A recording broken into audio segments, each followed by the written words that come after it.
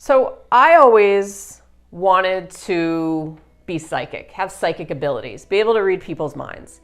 And I think a lot of people experience the same thing. They would love to be able to read other people's minds and know what other people are thinking about them.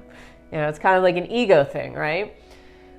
But we do actually have this extra sense, this internal GPS within us that tells us things, right from wrong. Sure, maybe we can't read somebody's mind, but we can sure pick up on other people's energy and know whether that person is good for us, right for us, whether we should be in contact with them. We have this internal system within us, navigational system.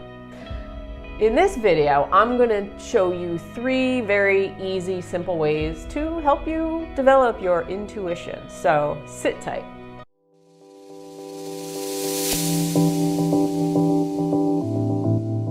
What's up, guys? I'm Jen. Welcome to my channel. Today we're going to talk about intuition a little bit and ways you can develop it for yourself.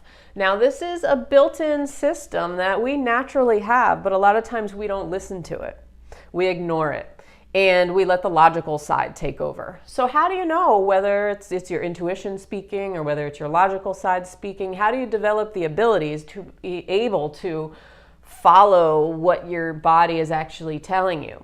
Now, I did a video on this a little bit ago about your body's internal GPS system, but today I'm going to show you 3 easy ways to help you develop it for yourself, to have it be stronger, to be able to know right away that it's your intuition speaking to you.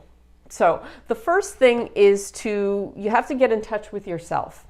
Okay, so that means meditation, writing, journaling, doing anything where you are silencing the outside world and moving more internal into your body to see, what's going on inside. So spending time with yourself in silence. So I don't mean spending time with yourself when there's a lot of kids roaming around or your family has like the TV blasting or something like that. I mean sitting in silence with yourself, whether this is every morning for 10-15 minutes before you go to sleep, whatever works for you. You need to spend time with yourself in silence to be able to hear yourself. Because a lot of times we have the external or outside world that's going to distract us and we will not be able to actually hear what's going on inside. The second thing is movement, exercise. So I've mentioned this in other videos that the more you are at rest, the more the energy stagnates. So you want to get that energy flowing because it's creative energy too, right? So energy is when it's still, when it's stagnant, it's not moving. So nothing is going to work properly. So the more you move, the more you exercise, any kind of physical activity, whether it's running, jogging, walking, Zumba, Peloton, weightlifting, anything you can do to get that energy moving for yourself. Tai Chi, Qigong, you have a whole array of activities you can do, right? And this will free up that energy in your body and it allows you to have more clarity of thought.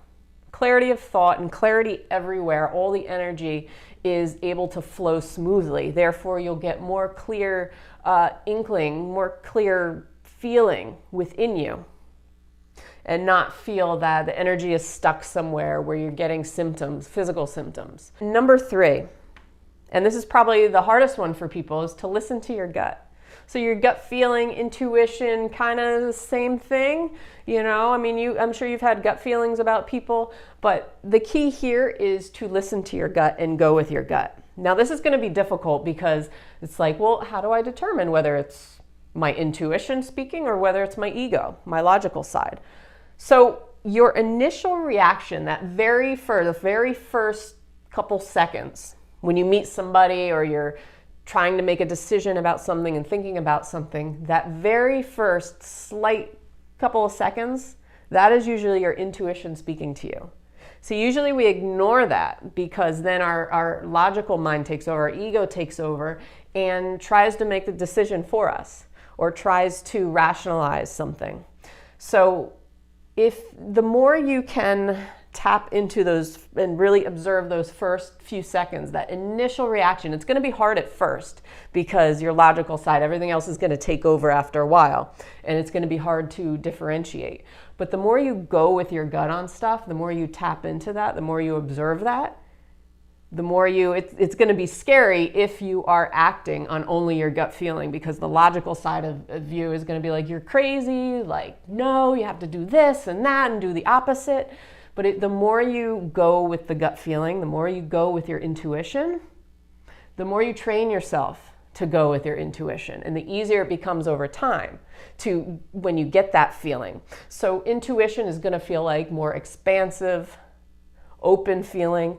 And when something's good for you, or when you meet somebody who's good for you, or a good decision you're making, and then, you know, if it's saying no, if your intuition is saying no way, then you're going to feel more like tightness, closed feeling in the chest, the stomach area, things like that. And so, you know, those are 3 ways that you can help develop your intuition, intuitive abilities.